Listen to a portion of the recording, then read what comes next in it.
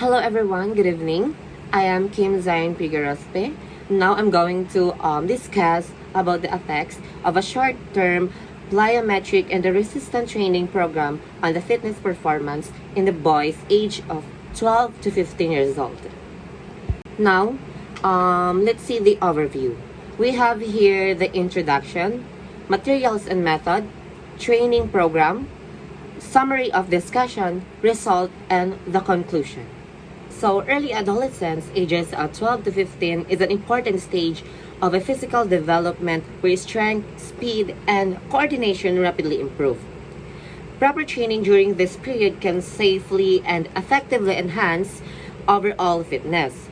Plyometric exercises focus on explosive movements, while resistance training helps develop muscular strength and endurance. This study examines the effects of a short-term plyometric and a resistance training program on the fitness performances of a boys age 12 to 15 years old, particularly in improving strength, power, speed, and agility. The findings of this study may help the coaches, teachers, and trainers create an effective and age-appropriate training program for young individuals. So now, let's move on to the materials and the methods. So this study is in an experimental design, which means that the researchers tested whether the training program caused changes in the fitness performance. The participants were boys aged 12 to 15 years old who were healthy and willing to join the study. The participants were divided into two groups. We have here the experimental group and the control group. Experimental group is a performed the plyometric and the resistance training program, while the control group is they continued their normal physical activities without additional training. Before the training started, all participants took fitness tests to measure. We have the strength, power, speed, and the agility. These tests serve as the baseline data, meaning they showed the participants' fitness levels before the program. The experimental group then followed a structured training program for about 6 to 8 weeks, with training sessions held 2 to 3 times per week. The program included the plyometric exercises like jumping and hopping to improve explosive power and speed. And we have here the resistance exercises like body weight training to improve muscle strength and endurance. So now let's move on to the testing protocol. So we have the plyometric training and the resistance training. So plyometric training is a program included the simple exercises like push-ups and the body weight squats before the main activities.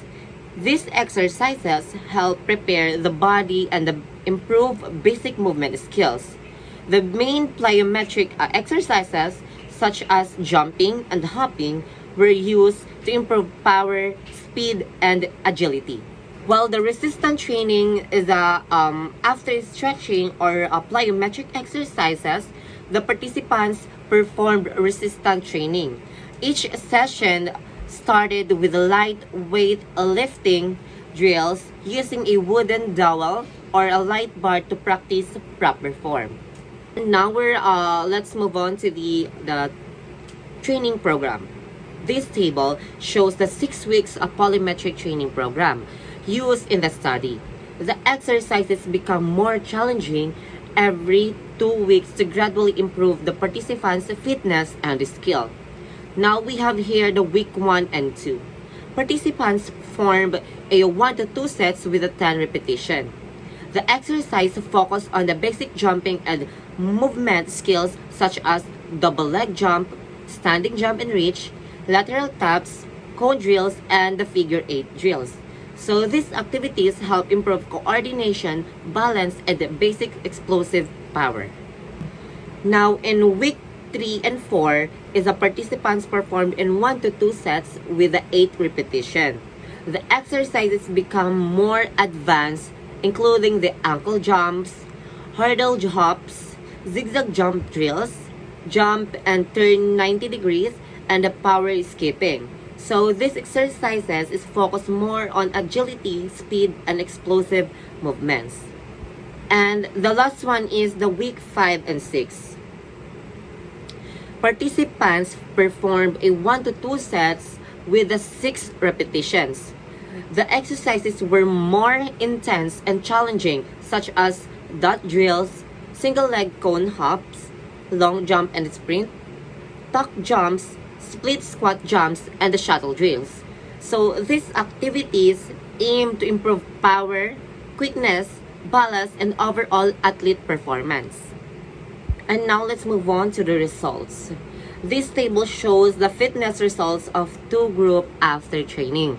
So we have the resistant training group, did resistance training only, and the PRT group, which is the plyometric and the resistance training together. So the PRT group showed better improvement in vertical jump, long jump, shuttle run, ball toss, and the flexibility. So this means that combining plyometric and the resistance training help improve power, strength, agility, and the overall the fitness more than resistance training alone. So both groups improve, but the combined training program produced better results overall. And now let's move on to the summary of the discussion. So the study found that the boys who did both plyometric and resistance training improved their fitness more than those who only did resistance training and stretching. So the combined training helped improve their strength, speed, jumping ability, and overall power. And these previous studies also support these results, showing that combining the two types of training is more effective than using only one type of exercise. And the last one is the conclusion. So this study showed that the combining plyometric and the resistance training improve strength and power more than the resistance training alone. So the combined training helped improve upper body and lower body performance in boys aged 12 to 15 years old. These studies also suggest that more research is needed to learn the long-term effects of these training programs on young people. That's all, and thank you.